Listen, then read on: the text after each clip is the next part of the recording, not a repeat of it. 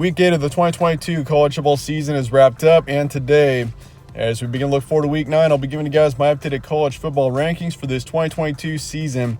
And Week 8, we saw a few top 25 matchups, but for the most part, it's a pretty inactive week, mainly because we saw several top 25 teams in their byes.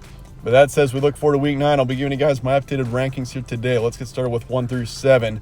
And number 1 this week is going to remain the Tennessee Vols. They beat UT Martin 65-24. Had no problem with them this past weekend. They're 7-0 on the season, and I think very much deserving of being number 1 in the nation right now. Obviously, coming off of that huge win over Alabama, that's when I jumped Tennessee up to number 1, was after last week's action. And, I mean, Alabama, that's an outstanding football team, and Tennessee to get a win there was simply outstanding. So Tennessee, I think, is number 1 right now, and I know Georgia's number 1 in the rankings, but I think the Bulldogs are, I mean, don't get me wrong, I think Georgia's an outstanding team too, but I've just been more impressed with Tennessee to this point in the season versus Georgia. And we do see Tennessee face off against Georgia in Athens in a couple of weeks. That's going to be obviously a massive matchup, probably a top 3 matchup, I'd assume there. So that's going to be, that's going to be an incredible matchup there, 2 outstanding teams. But I've got Tennessee number 1 right now, Ohio State at number 2. And Ohio State is a pretty close second. That's a team that just beat Iowa 54-10. Ohio State has been solid this season. They've been consistent, probably the most consistent team out of them, Georgia and Alabama. And you can even say Michigan too. I mean, Tennessee, they've for the most part been very dominant in their right as well. But Ohio State beating Iowa 54-10. Iowa's offense is just straight up terrible. I mean, that's just a terrible offense there. And so Iowa to score only 10 points isn't surprising. But what was impressive in my mind was Ohio State scoring 54. I mean, this is an Iowa defense that's generally pretty good. I mean, the Hawkeyes are a team that could be a contender with their defense, but their offense is just what kills them every time. And that's exactly what happened last season with Iowa. Was their offense was terrible, but their defense was great. But, yeah, Ohio State, they scored 54 on that defense, which was impressive. I would say Ohio State is 7-0 on the season. They've got Penn State this upcoming weekend. That should make for a great matchup there. Then you got Georgia number 3. They were on a bye this week. They're 7-0. They got Florida this upcoming weekend, so that will be an interesting matchup. Georgia obviously will be favored by a decent margin with them being at home, and plus Florida's been a bit inconsistent over the past few weeks. But Georgia, once again, I don't have them quite at the top like the AP poll does, but I think Tennessee and Ohio State are more deserving, as of right now at least, of being ranked higher than Georgia. Michigan is number 4. They had a bye week as well. They're 7-0 on the season. And Michigan, of course, is a team that has been great this season, to say the least, and especially the past couple of weeks coming off of their massive win over Penn State. They got Michigan State this upcoming weekend, so obviously a big rivalry, and Michigan is, once again, kind of similar to Georgia in a rivalry game that should be favored by a decent margin there. Alabama's number 5. They beat Mississippi State 30-6, took care of Mississippi State there, and as quickly as Mississippi State rose, they fell.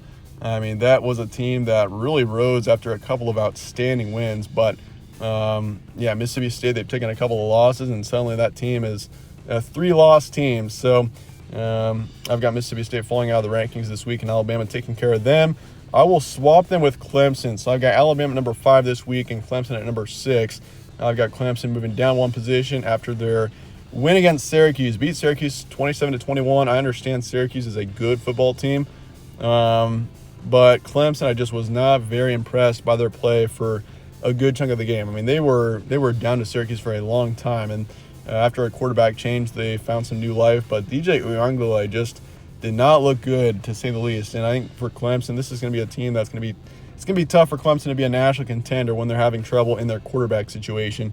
So I got the Tigers at number 6, 8-0 on the season. No doubt Clemson is still an outstanding team.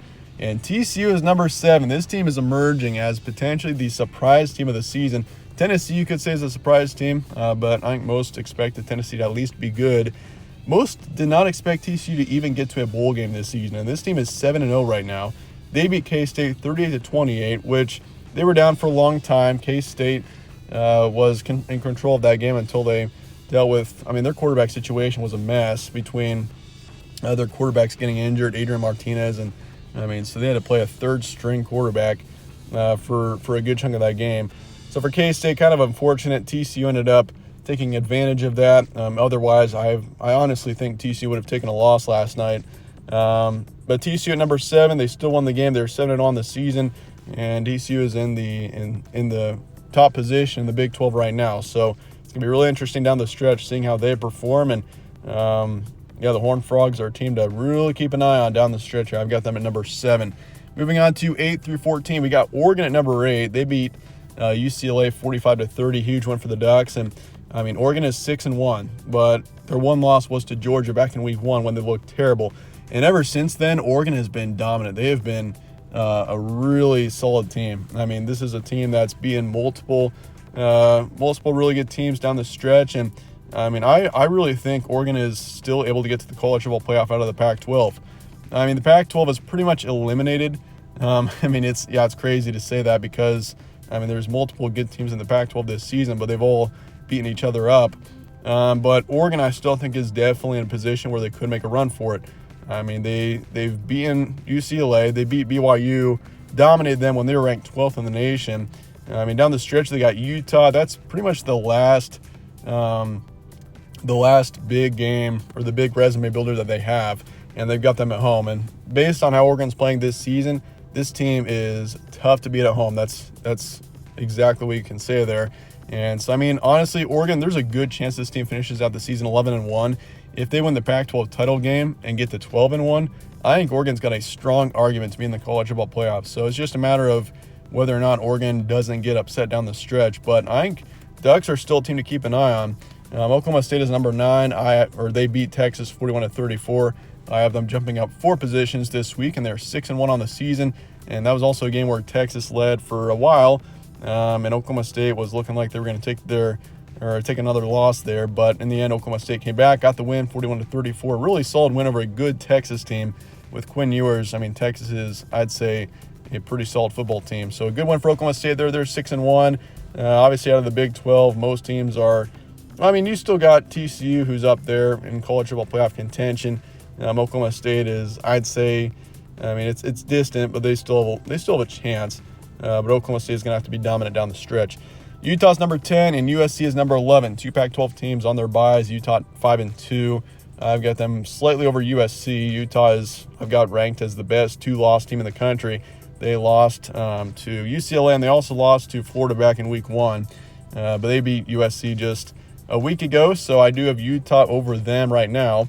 And both teams are moving up 1 position. And USC, you could still make an argument, could make the college football playoff as well. But, I mean, honestly, for any Pac-12 team, I mean, I think Oregon's got a better chance as a 1-loss Pac-12 team than a USC team that's a 1-loss, mainly because, I mean, Oregon's loss came back in week 1 to a non-conference opponent, and it was to Georgia. So I think Oregon has still got a chance. It's a bit distant for Utah and USC at this point, especially Utah. Utah's chances are done, but, I mean, there's still potential for any of these Pac-12 teams to still make the Rose Bowl, make a really good bowl game.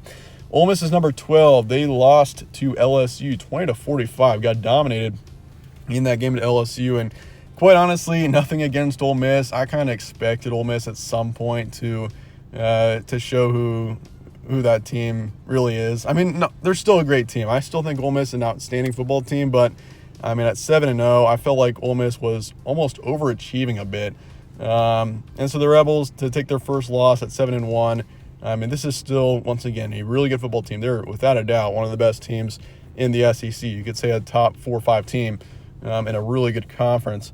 But, yeah, obviously a really brutal loss there, losing that game by 25, moving down 5 positions this week. I still have Ole Miss in the top 12. I'm not dropping them too far. But, I mean, that was kind of expected, I think, by everybody that Ole Miss was going to take a loss at some point down the stretch. And obviously they've got a tough road ahead. They've got some games where they can really prove themselves.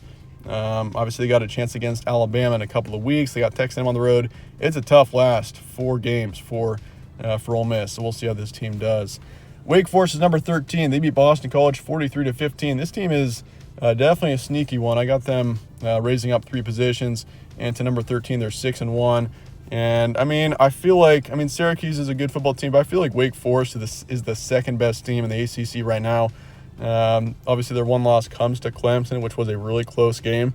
But I still think Wake Forest is a team that has potential to potentially make a New Year's Six bowl game. This is a team that, obviously, they got down the stretch. They got North Carolina and NC State and even Syracuse. They've got a tough schedule ahead, but Wake Forest is still a team that I'd say, yeah, keep an eye on them. They are a talented team, that's for sure. Penn State is number 14. They beat Minnesota 45-17, bounced back from their very disappointing loss to Michigan, and they're 6-1 on the season. Penn State still a team that, even though it's going to be tough for them to have a chance to win that East Division, considering where Michigan and Ohio State currently stand. And Penn State's got Ohio State this upcoming weekend, but I still think Penn State has got it. They're still capable of getting to a really good bowl game. Obviously, though, they've got a pretty tough schedule ahead. But Penn State's still a really good team, definitely one of the top teams in the Big Ten. I got them going up 5 positions this week. Moving on to 15 through 21, we got UCLA at number 15. They took a loss to Oregon 30-45, their first loss of the season. So obviously a disappointing loss for UCLA, but Oregon is once again a team that's really emerging to be the best team in the Pac-12. The Bruins are 6-1, still a team that once again has got a chance to get to a really good bowl game at the end of the season. The Pac-12 is wide open between those 4 teams. You got Oregon, USC, UCLA, and Utah. Those are the 4 best teams in the Pac-12, you could say, by a decent margin. So it's going to be a fun finish in the Pac-12, that's for sure. LSU's number 16. They beat Ole Miss 45-20, and after that dominant win that LSU had there, you got to have them ranked for 1. And for 2, I had them ranked last week at 25.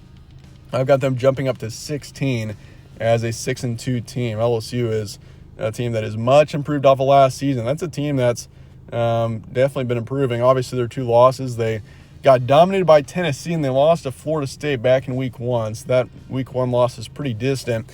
And obviously, Tennessee is the hottest team in the nation right now, and they lost to them.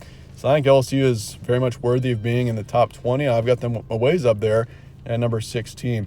Illinois is number 17, and Kentucky's number 18. Both teams had their byes. Illinois got an interesting game in Lincoln against Nebraska this upcoming weekend. They're a 6-1 team and in the top position in the Big Ten West. Suddenly, if Illinois wins that game this upcoming weekend, they're a favorite for sure to win that West Division. It sounds crazy because who would have thought Illinois was going to be a potential contender to win a division or even, get to a Big Ten title game is crazy. But Illinois, they're 6-1. They're a good football team. Kentucky's number 18, moving up 2 positions in their bye week. They're 5-2. In Kentucky, they've had a couple of disappointing losses, but that's still a really good team there. Yeah, they got Tennessee this upcoming weekend, so that's going to be a huge opportunity for Kentucky, but going on the road to Tennessee, at this point in the season, good luck to the Wildcats. But, Kentucky, they still got a chance to do something special there, so we'll see what happens in Week 9. Kansas State's number 19. I'm not going to drop them too far after that loss to TCU. I think this team with Adrian Martinez is very much a potential. I could make an argument that K-State is the best team in the Big 12 when they got Adrian Martinez playing the way that he's come around and the way that this team has come around over the past few weeks. But obviously they dealt with some injuries in that matchup against TCU, and they took the loss 20-30. But that's still a good team there in K-State. You can't sleep on them at this point in the season, and obviously it's going to be huge, determining whether or not, or it's going to be a huge factor as to whether or not they can get back some of those key players, especially Adrian Martinez. Syracuse is number 20. I got them dropping down 6 after their loss to Clemson. Still, they put up an impressive performance leading the way that they did, but they're 6-1 on the season. Syracuse is a team that's still got something to prove, so we'll see how they do down the stretch. North Carolina's number 21, and they had their bye week. They're 6-1, and North Carolina, there's an argument that they could be the best team in the best team in the ACC Coastal, that's for sure. And potentially a top 3 team in the ACC. That team is starting to come around, so keep an eye on North Carolina moving forward. And moving on to 22 through 25, we got South Carolina at 22. They beat Texas A&M 30-24. I've got them entering the rankings at 22 this weekend. And even though, that game against Texas A&M, they were trying to lose that game for especially the later parts with the onside kick. But South Carolina in the end, number 22, I got them at that position this week, and they obviously are coming off of also a huge win over Kentucky back a couple of weeks ago when they beat them by 10. So South Carolina, not too bad the past couple of weeks. I got them ranked at 22. NC State 23, they're on their bye, but they're 5-2 on the season, moving up 1 during their bye. Cincinnati's number 24. They weren't very impressive in their win against SMU, but a win's a win, and they're 6-1 on the season. I've got them at 24. And Texas is 25, moving down 8 positions as a 3-loss team. And this was a really hard debate whether I should rank Tulane or Texas. I went back and forth on that, but I'm going to go with Texas mainly because I still feel like, Texas's losses have been extremely close. They're a 3-loss team, but a really good 3-loss team, I think. With Quinn Ewers, that's a good football team there in Texas, and they controlled against Oklahoma State. It's just a matter of finishing the game for Texas. They've taken a couple of, once again, close, difficult losses, and I think when this team is at their best, they potentially are the best team in the Big 12. They've taken 3 losses at this point in the season, but I still have them ranked at 25. Tulane's 26, not far off. Tulane's a team that has really come around. And then you got Liberty at 27, coming off their huge win over BYU. Maryland is 28. They're suddenly 6-2. Keep an eye on them. Oregon State is 29, and then Florida is number 30. Dropped out this week. Only one team, Mississippi State, was number 21. They're out of the rankings this week. But that said, it's going to wrap it up for my rankings here today. Let me know your thoughts in the comments below on these rankings, and I appreciate you guys watching as always. Stay tuned for more from All Sports Central. Catch you on the next one.